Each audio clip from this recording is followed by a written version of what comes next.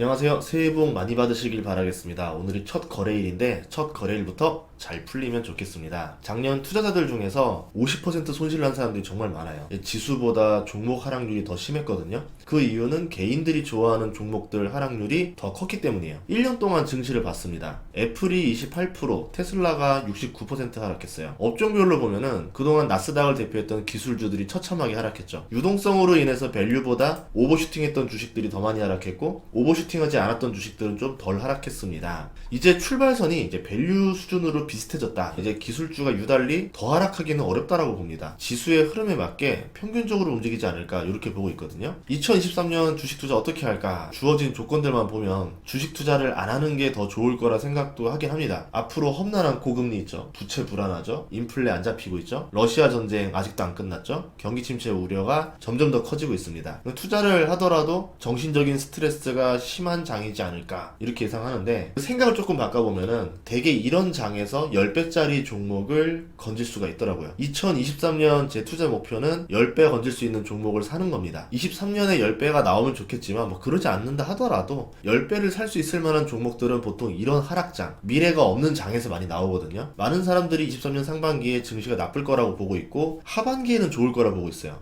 그러면 좋아지기 시작하는 하반기에 사라고 말을 해야 됩니다. 나빠지는데 사랄 수는 없잖아요. 좋아질 때 사세요 이렇게 말하거든요. 하지만 하반기에 좋아진다라고 그러면은 상반기에 좀 사도 됩니다. 왜? 조금 손실 보더라도 확실하게 싸게 사는 게 낫다라고 생각할 수도 있는 거예요. 반대로 어떤 사람들은 오르고 나서 좀 더 비싸게 사더라도 오르는 걸 보고 사겠다. 상반기에 주가가 빠지고 하반기에 더 빠진다 하더라도 바닥에 가깝지 않을까 예상해보게 됩니다. 작년 내내 너무 많이 떨어졌기 때문에 올해 그만큼 또 떨어진다 그러면은 이거는 역사적인 패닉장이고, 보통은 이 정도 떨어지고 나면은 역사적인 패닉장이 2번 연속으로 오진 않았었거든요. 과거를 가지고 미래를 예측할 수 있는 건 아니겠지만, 하나 더 꺼내보면은 S&P 포워드 PER이 있는데 현재 21배입니다. 역사적 평균이 16배예요. 이걸 가지고 나쁘게 보는 사람도 있고 좋게 보는 사람도 있는데, 지금은 경기 침체를 눈앞에 둔 상태이기 때문에 이익의 하락을 계산해야 되겠죠. 앞으로 이익이 떨어질 거고, 포워드 PER이 16배 위에 있다 하더라도 21배 정도면은 높다라고 볼 수 없을 것 같아요. 반대로 경기 호황기가 되면은 미래 이익을 높게 잡습니다. 그래서 이 PER이 오히려 16배 이하로 내려가요. 그러니까 이 PER이라는 게 높다고 나쁜 게 아니고 낮다고 좋은 게 아니에요. 결국 포워드 PER 관점에서 봤을 때는. 그래서 이런 것들을 고려하면은 1월 달에 미국 주요 기업들 4분기 실적이 발표가 날 겁니다. 참사가 벌어지겠죠. 이제 주가가 급락하는 기업들이 좀 나올 거예요.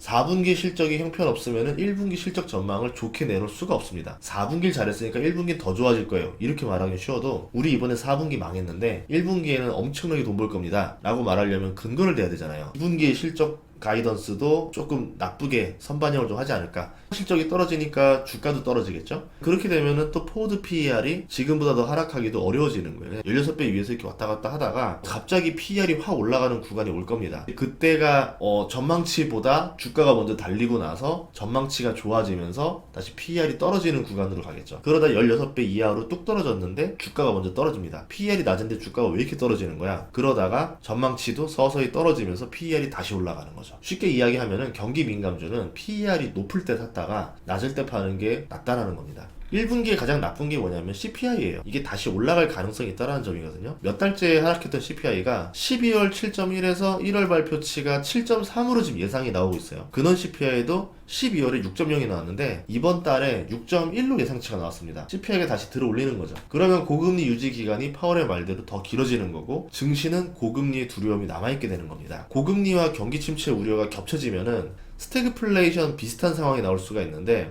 어제 이창용 한국은행 총재도 비슷한 말을 했습니다. 스태그플레이션은 금리 인상으로 물가가 다시 오르는지 확인 사살이 끝나고 나야 경기 회복 정책을 쓸 수가 있어요. 그렇게 된다라 그러면은 지친 투자자들이 상반기에는 더 많이 떠나갈 가능성이 있다라는 거죠. 상반기에 예상했던 진짜 바닥을 만나볼 수도 있다라는 겁니다. 그래서 상반기에 10배가 오를 10배거를 찾으려고 하는 거예요. 바닥이 있든 바닥이 없든 간에 하반기까지 갈 수도 있겠지만 좋은 주식을 충분히 싸게 살 수 있는 시기라 그러면 그걸 사는 데 집중하는 게 낫죠. 지금 내 매도에 관심을 가지고 돈 버는 데 관심을 가질 장은 아닌 것 같고, 올해는 어떤 좋은 주식을 어떻게 싸게 살 수 있을까만 고민하는 게 훨씬 더 나은 장이다 라고 생각을 합니다. 그렇게 보면 만약에 50% 손실 본 사람도 10배가 올랐다 그러면은 500%잖아요. 그러면 원금 대비 5배는 되는 거거든요. 어떤 분들은 이런 말을 해요. 그냥 하반기에 올라가는 올라가는 거 눈으로 확인하고 봐도 사도 되지 않느냐 라고 말을 하는데, 아까 말했듯이 약간의 시간차가 존재해요. 그 대세 하락장 다음에 오는 초기 급등장이 한 번 있는데, 이 초기 급등장은 별 이유 없이 갑자기 퍽 올라 버립니다. 대응할 속도가 안 나올 거예요. 그러니까 오르는 거 보고 사겠다라는 거는 초기 급등장에 오르고 난 다음에 걸 사겠다 이 얘기인데, 초기 급등장을 놓치고 나면은 투자 수익률이 현격히 줄어듭니다. 모두가 전망을 나쁘게 볼 때, 비관적으로 볼 때 초기 급등장이 오고 그 다음에 좋은 뉴스들이 나오면서 주가가 다시 랠리를 붙는 거거든요. 제가 그동안 경험한 몇 가지 정보를 나누려고 하는데요, 저보다 더 뛰어난 사람들의 경험과 전망을 함께 봐주시면 좋겠습니다. 하나는 최근에 올랐던 업종들은 과감히 배제하는 게 좋다는 게 저의 생각이에요. 한번 크게 올랐던 종목은 하락해도 기대감이 남아있더라고요. 사람들이 아직 끝나지 않은 거예요. 그때 그 기대감이 아니야 10배 다시 갈 거야 이러면서 기다리고 있단 말이에요. 그러면 하락률은 꽤 큰데 대세 상승 전보다 주가는 높은 상태예요. 그러면 10배가 나올 수가 없는 거죠. 21년에 텐베거였던 게 이제 HMM이랑 효성 TNC 같은 거거든요. 몇 년 동안 이 주식들은 주도주였던 적이 없었다가 갑자기 튀어 오른 겁니다. 그래서 매물권 상단을 뚫어도 사례가 없으니까 적정 주가를 가늠하기가 어려운 거죠. 2, 3년 동안 좋았던 업종이 이제 전기차라든가 빅테크, 반도체, 어플 회사들인데요. 여기서 또 10배가 나오기는 쉽지 않다라고 봐요. 2011년 유럽 위기로 코스피는 재차 무너졌었고 5년 동안 지수가 오르지 않았던 적이 있었습니다. 박스피라 불리는 시기. 근데 그 와중에 식품주가 3년 동안 주가가 올랐어요. 10배 넘게 상승합니다. 대표적으로 오뚜기도 10배 올랐었거든요. 11년에 12만원에서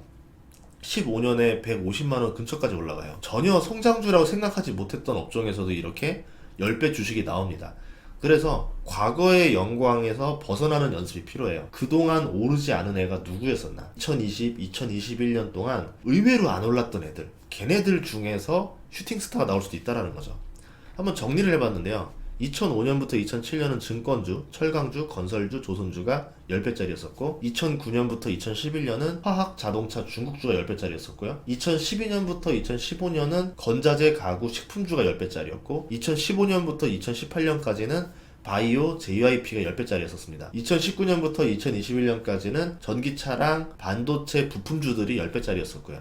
그럼 2023년부터 2025년까지 큰 흐름을 가져갈 업종이 있을 거라는 거죠. 이걸 맞추면 좋은데 어렵긴 해요. 근데 범위는 좀 좁혀볼 수 있어요. 대략적인 상황 속에서 러우 전쟁이 지속된다라 그러면은 에너지라던가 방산주가 좀 더 랠리를 갈 수도 있겠죠. 에너지주는 한번 올랐던 거고 이상기후라던가 가뭄으로 인해서 물 부족이 심해질 겁니다. 그러면 농업주가 또 주인공이 될 수도 있는 거고, 금리가 내리고 인건비가 여전히 높은 수준이라 그러면은 공장 자동화라던가 로봇 관련주가 그 주인공이 될 수도 있는 거고요. 환율이 내리고 곡물 가격이 안정되고 나면은 해외 매출 비중이 큰 식품주가 JYP처럼 오를 수도 있는 거고요. 이렇게 범위를 좁혀놨지만 이 범위가 아니라 다른 범위에서 나올 확률도 충분히 높죠. 다른 관점도 한번 보도록 할게요. 비이상적인 불균형으로 인한 10배짜리 종목이 나올 수 있다는 거예요. 대표적으로 코로나로 인해서 세계 각국은 엄청난 유동성 공급, 금리 인하로 경기 부양을 했습니다. 2020년에. 코로나 치명률이 근데 초기에만 좀 셌었고 급감을 해버려요. 그러니까 사람들이 소비가 늘어나는 계기로 바뀌어버리는 거죠. 순식간에 경제 호황이 와버립니다. 자산 버블이 시작됐죠. 이거를 업종으로 내려보면은 몇 년 동안 억눌렸던 수요가 순식간에 터지면 일시적으로 호황이 오는데, 시장은 이거를 영원한 호황이라고 착각을 해서 미래 가치를 길게 반영하는 업종들이 있을 겁니다. 그럴 때 기업의 주가는 어이없이 많이 올라가 버리죠. 대부분 텐베거라는 게 이런 상황에서 많이 만들어져요. 그래서 10배 이상 시세를 솟구친 다음에 이어서 급락하는 모습을 보여주는 경우가 많습니다. 텐베거를 파는 게 더 어려워요. 급락을 해버리기 때문에. 수요가 밀려있는 곳들은 지금 리오프닝이거든요. 이미 서양은 마스크를 쓰지 않고 돌아다니고 있고 한국도 곧 그렇게 될 거고요. 그 중에서 리오프닝 효과가 큰 곳이 이제 중국인데, 지금 초반부에는 확진자가 좀 늘고 있습니다. 그러다가 시간이 지나면 확진자가 감소하고 리오프닝 효과가 도드라지겠죠. 우선 뭐 정상적으로 봤을 때 3년 동안 눌려있었던 공항들이 붐빌 거라고 봐요. 호텔 예약이 차고 관광이 정상화될 겁니다. 그럼 이제 가격이 오르기 시작하겠죠. 문제는 3년 동안 공급이 중단됐기 때문에 갑자기 늘리기 어려운 것들도 존재할 거예요. 이 분야는 쇼티지가 나면서 가격이 급등할 거예요. 예를 들어서 비행기를 다시 주문하면 몇 년이 걸립니다. 호텔을 짓는 것도 몇 년이 걸려요. 당장 해결할 수 있는 문제가 아니에요. 한국, 일본, 중국 이게 모두 마스크를 벗는 날이 이제 곧 오게 될 건데 3년 만에 마스크를 벗으면 좀 어색하지 않을까요? 이 어색함을 다른 거에 의존할 수도 있겠죠. 그러면 의외의 분야에서 매출 급등이 일어날 수도 있을 겁니다. 전반적으로 경기는 침체되고 전망은 좀 어두워 보이지만 22년처럼 그래도 오를 놈은 오르더라. 1년 안에 사고 팔아서 돈 벌 모르겠다는 마인드만 버리고 올해 바닥 사서 몇 년 뒤에는 10배 먹겠다 이런 마인드로 접근하면은 여유가 좀 생겨요. 상황이 따라주지 않으면 3배만 먹어도 된다. 그 3배 먹고 나서 다음 종목에서 또 3배를 먹으면 3 곱하기 3이니까 9배가 됩니다. 무리할 필요 없이 10배가 되는 거예요. 시간이 늦어도 되니까 크게 될 주식을 찾는 게